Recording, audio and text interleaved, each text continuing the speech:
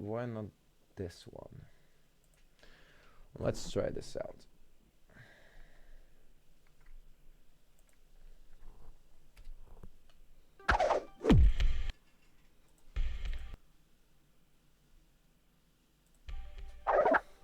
One thing I've always been interested in when it comes to video games is what goes into making a likable character. And by that, I don't mean what makes them compelling or Wait, I'll put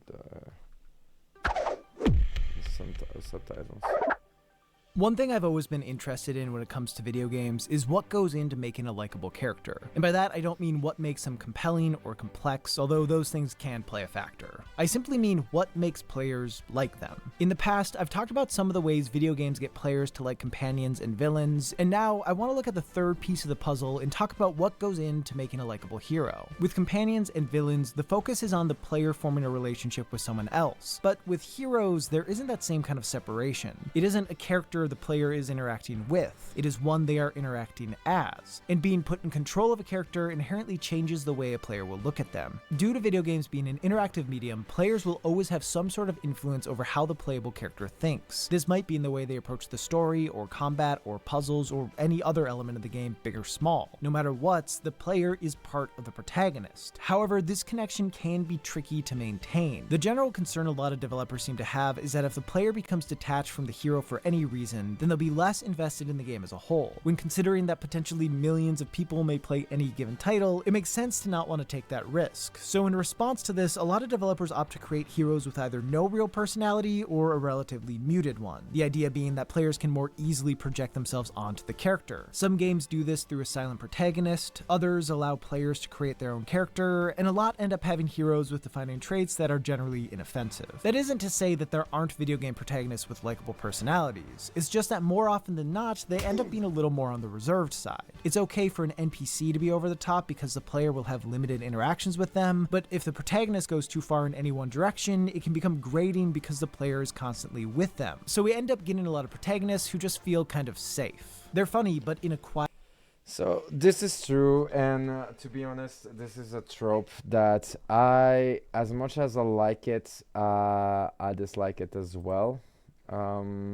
Because as much as you want to create like a likable character that is safe, well,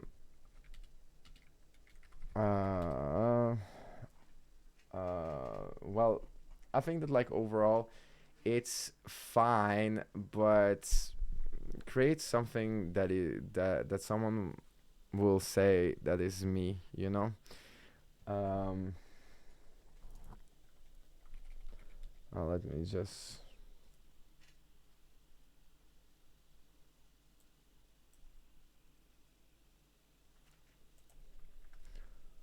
Yeah, like overall, like I think that like it's fine. Like in the game industry, it's complicated to always like do this thing, but at the same time, like I don't know how to say all to completely like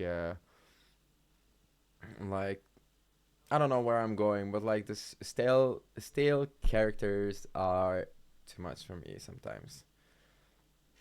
Quiet and sarcastic sort of way. They're heroic, but not so heroic that they come off as self-righteous. They're attractive, but forgettably so. They're Nathan Drake, but usually with even less flair. These kinds of heroes have a decent enough personality to set the base for a likable character, but there isn't really enough there to push them to the next level. Fortunately, a character's personality is not the only thing that makes them likable, and given the interactivity of games, developers have some unique tools to build that connection, arguably the most effective of which is how it feels to control the character. Given that this is how players engage most with the protagonist, it plays an important role in shaping how they're viewed. If the player is constantly wrestling with controls, or feeling limited by a character's movement speed, or having inputs not work consistently, they'll become justifiably annoyed, and part of that frustration will most likely be directed at the playable character. However, if their movements are fluid and precise, this will build a positive connection. A character who players are excited to play as is one who they'll end up liking more. Consider Spider-Man from Spider-Man. Web slinging around New York City is exciting and fast-paced, and moving from combat to traversal feels seamless. I enjoyed how it felt to be Spider-Man, and because of that, I had a bunch of positive feelings about him as a character. On the other hand, a character like Sonic feels I feel that like when it comes to like character creation within like the video games, something that it probably misses, but that he actually talked about is also like gameplay. So you can have a good character, but if the limits in which you build them are actually like not coinciding, like not connected to the way he looks, feels, and what he tries to achieve and what power he has, well, the problem is that like it will not like be a good experience. So for example, you can have like um well Link from Zelda, right? Link from Zelda started off as fucking like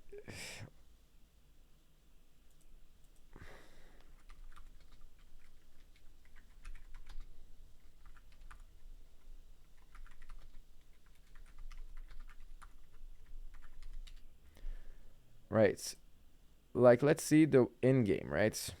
The first, let me find like, so when we talk about gameplay, right? Link from Zelda, this was the dude. Uh, he is so well known now, right? It is, wow, a unmissable figure, right? Back in 90, fuck you, I don't remember the actual date. Um, well, it was like a character like the others. So meaning like that was the sprite of the character. Like let me find like a oldest oldest Zelda Super Nintendo, oldest to the Nintendo Nintendo game, right?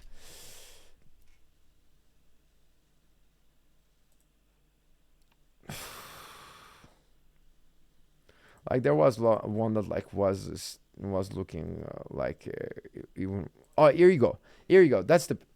Do you understand that like what made Link back in the day so fucking great was not his character. It's just a fucking green character with brown brown hair and brown shoes and brown it's just a simple sprite. But the gameplay actually is really so fucking memorable that Link becomes Link because the small story that he has is supplemented. So let's say that like you have like it has to be a 100% mix at all times, right? A lot of the stealth characters, they're like 30% personality, 70% gameplay, right? No, like the stealth characters are like 30% gameplay, 40%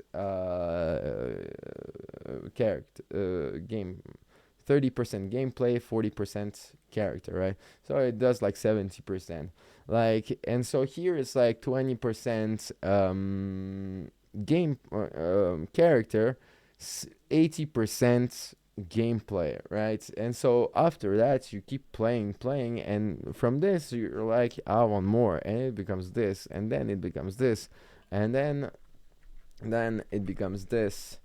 Um, oh, it's called.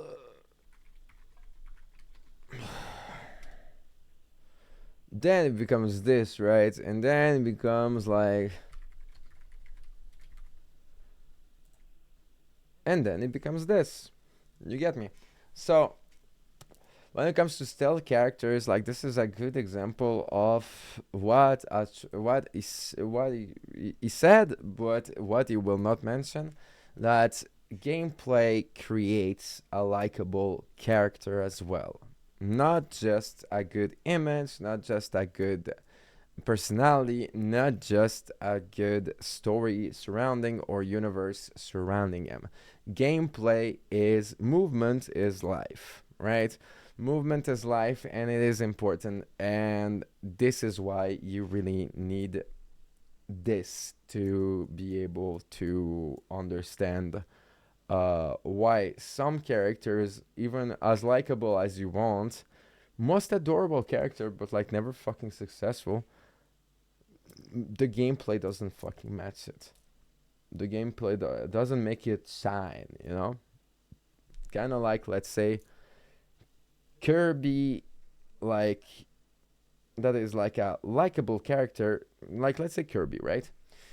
Okay, this is like the great example because, like, Kirby is another example of. Um,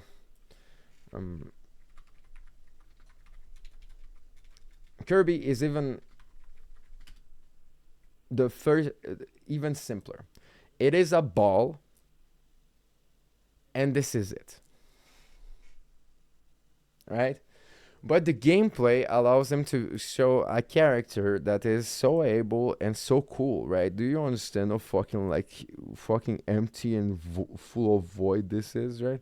But this becomes this, and the gameplay, like Kirby, is at all times like this 20%, no, even 10% character, 90% gameplay. And this 90% gameplay makes it so like this just tiny ball has such a beautiful gameplay that it creates this likable video game character. And this is what I find really cool about it, you know? So yeah, because like after that there is like Kirby in Smash Bros, right? And here you have it.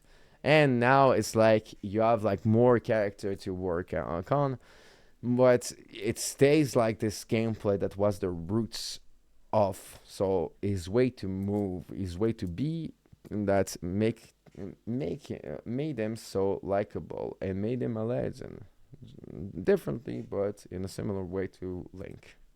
Pretty terrible to control in a lot of his games, so I hate him. In a similar vein, a character's animation also affects how players feel about them. A lot can be understood about a character from the way they move around an environment and interact with their surroundings, and when done right, it can make them far more endearing, whether it be the way Nathan Drake absently puts his hand on walls when walking close to them in the Uncharted series, or how Luigi creeps down corridors with a shiver in his step in Luigi's Mansion, or the various exaggerated expressions shown on Link's face in The Wind Waker. These little touches add a surprising amount of depth to these characters. It's a way to inject personality into them while not pulling the player out of the experience. Where hearing the same kinds of voice lines over and over again can become really annoying, small visual touches never really do, especially if they don't interrupt the action. Honestly, just being able to see a character has a major influence on how likable they are. The limited perspective of first-person titles doesn't offer as many opportunities to show off the personality of the protagonist. Players may get some dialogue from the hero, either filled with thoughts of what's going on or quippy one-liners, but a lot about a character is lost when the only input from them is their voice. Personally, I find when first-person games have cutscenes that show the protagonist, I end up liking them a fair bit more. Even though it's still limited, it helps give a sense for what they're like based on how they look and physically interact with the world and people around them. One of the more effective examples of this is BJ Blazkowicz from the Wolfenstein series. Based on his character design alone, he comes off as a monster of a man who could crush you with his bicep, but through cutscenes and his inner monologues, it's clear that he is a tender and thoughtful individual. There's something endearing about the combination of these seemingly contradictory traits, and that would be lost if the player never had the chance to see him in third person.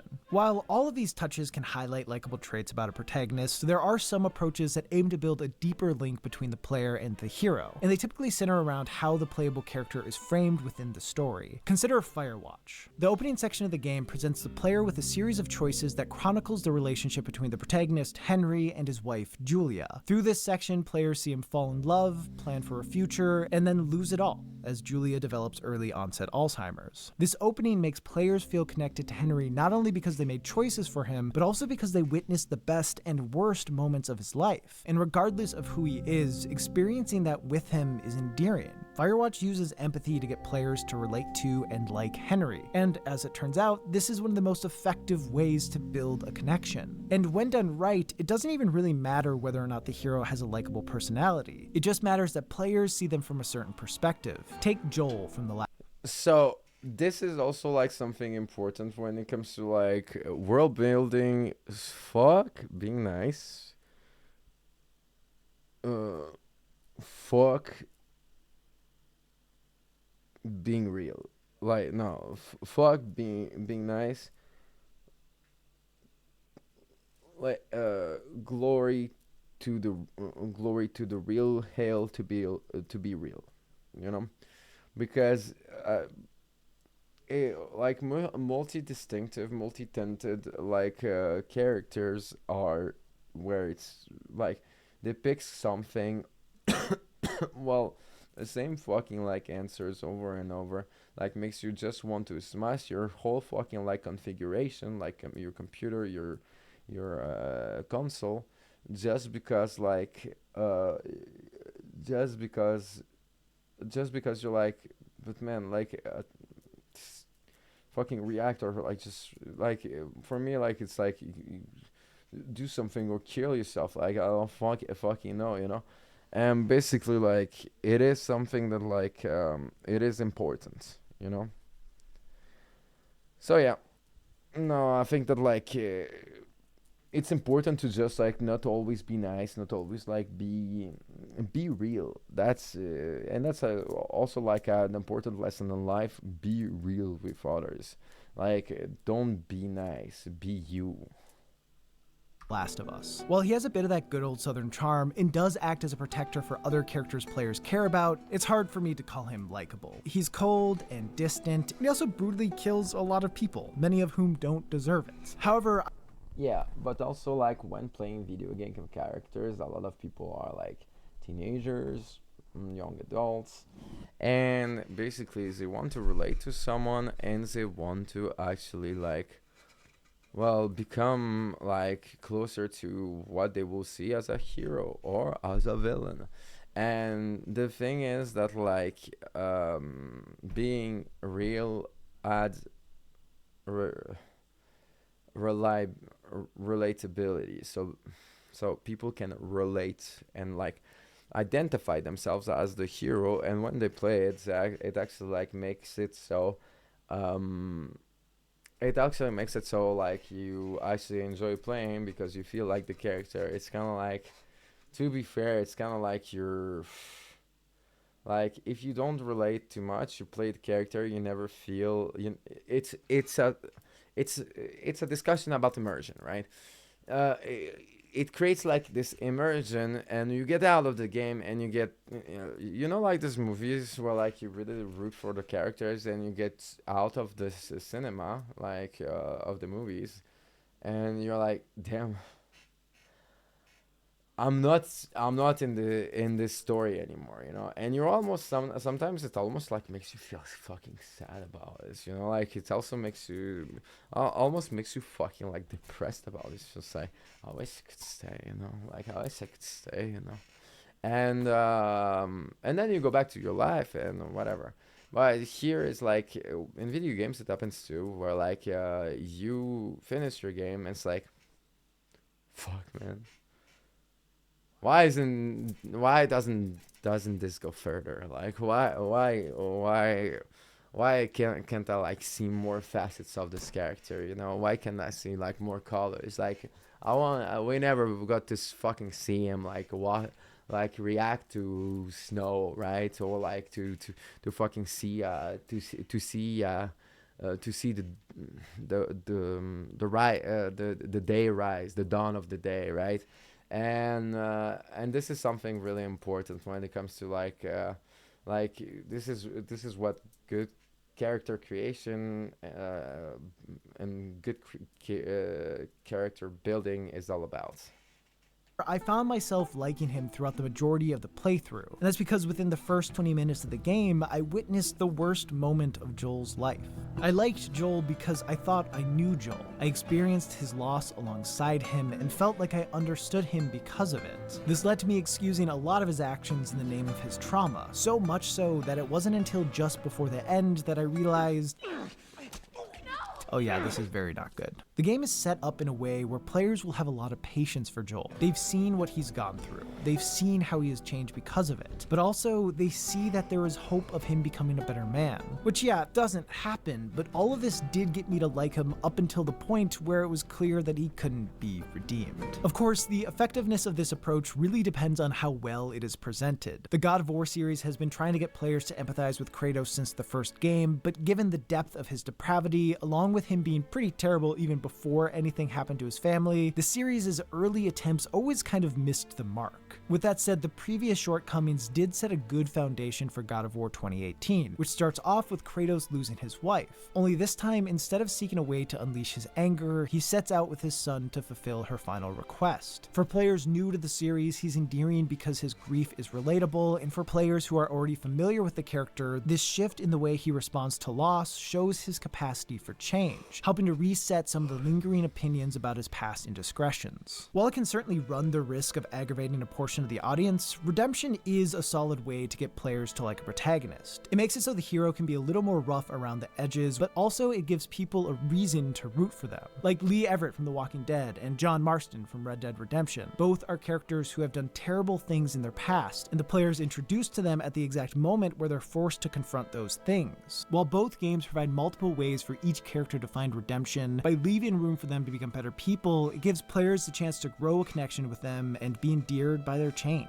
Most of what I've talked about so far are ways that games aim to make protagonists likable to a wide audience, but I think it's worth mentioning that some of the most likable heroes are the ones who aren't meant to appeal to everyone. People connect to characters who they relate to, and while there are plenty of ways to present a character so that they appeal to more people, there is something to be said for a protagonist who only appeals to some. Characters like Max from Life is Strange, whose indecisiveness manifests as a game mechanic, or May from Night in the Woods, whose lack of drive continually gets in her way, can be irritating to people who don't relate to those pressures. But as someone who very distinctly does, I found both of them to be extremely endearing. Specificity has the potential to create the strongest bond between a player and protagonist. And while I understand why many games opt to have heroes who are for everyone, those kinds of characters won't have the same level of profound relatability because they're too general. Ultimately though, what matters most about a hero isn't if they're likable or not. What matters is that they improve the experience of the game. Some titles are written in a way that benefits from having a nondescript hero, while others would make no sense without a predefined protagonist. While I personally prefer when games create playable characters with distinct traits that won't be relatable to everyone, I imagine I'll mostly have to stick to indie games for that. With that said, I respect why a lot of developers aim to make heroes that will appeal to the largest amount of people. At the end of the day, they're trying to make money, so they want their games to be as easy to get into for as many folks as possible. Given that the protagonist is how players interact with the game, that sometimes means having a hero that appeals to the lowest common denominator. I just wish that so many of them weren't so boring. Hey, thanks for watching. If you'd like to hear my voice more often, Yeah, I think that like this was an interesting take, you know. This was a really interesting take. All right, so I'm stop for now. I'll see you later. Have a great one, legend.